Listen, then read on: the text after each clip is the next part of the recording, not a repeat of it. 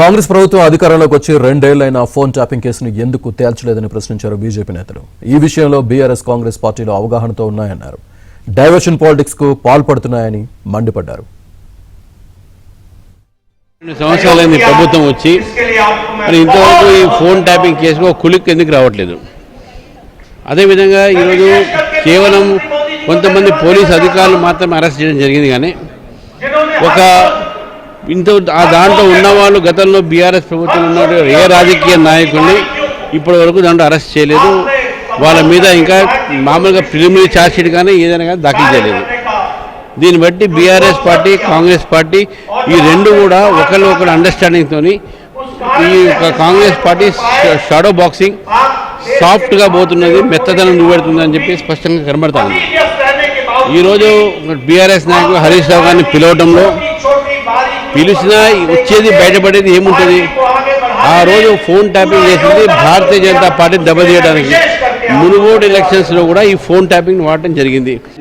Phone tapping జరిగిందనేది ఇవాళ మొత్తం తెలంగాణలో కోడైకొస్తున్నది.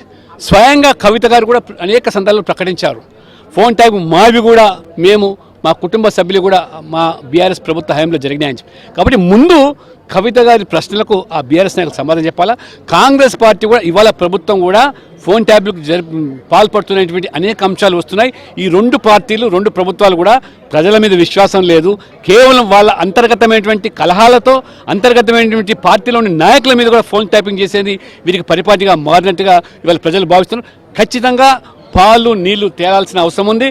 మరి ఈరోజు దర్యాప్తుల ద్వారా ఈ ప్రభుత్వం కేవలం ఇవాళ కాలయాపన చేయడమే తప్పితే రేవంత్ రెడ్డి గారు ఇవాళ ప్రజల దృష్టి మళ్లించడానికి ఎత్తుకు ఎత్తులేస్తున్నా కానీ వాస్తవంగా దీని వెనకాల ఉన్నటువంటి దోషులు ఎవరు, బాధ్యులు ఎవరు నిర్ధారించకుండా ఇప్పటికీ 2 సంవత్సరాలు పూర్తి చేసుకున్నారు.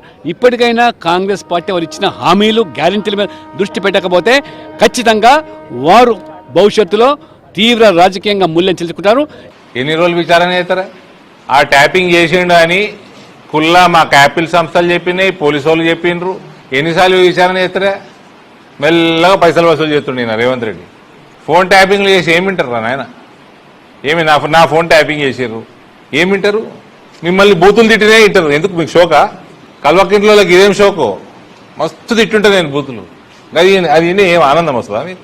అది కుల్లా ట్యాపింగ్ అయింది, ఎంపీలది అయింది, మంత్రులది అయింది. అంటే వాళ్ళ ఇంటి వాళ్ళ మీద కూడా అభద్రతనే వీళ్ళకి. కవిత మొగుడిని కూడా నమ్మరా? ఈ రేవంత్ కూడా మంచిగా నోటీస్ ఇస్తాడు, బెదిరిస్తాడు, సాయంత్రం ప్యాకేజ్ మాట్లాడుకుంటాడు, మళ్ళీ 15 రోజులు అవుతాడు, మళ్ళీ ఇంకో నోటీస్ ఇస్తాడు, మళ్ళీ ప్యాకేజ్ మాట్లాడుకుంటాడు. ఇదే పని ఉన్నది ఈయనది కూడా. అన్నీ అయిపోయినాక ప్యాకేజ్ అని అరే మరి పైసలు లేవరా పోయా అని అన్నాక అప్పుడు సిబిఐ కప్ప చెప్తారు. బీజేపీ, బీఆర్ఎస్ ఒక్కటి, బీజేపీ ఎవరు కూడా తిరుగుతారు మళ్ళీ.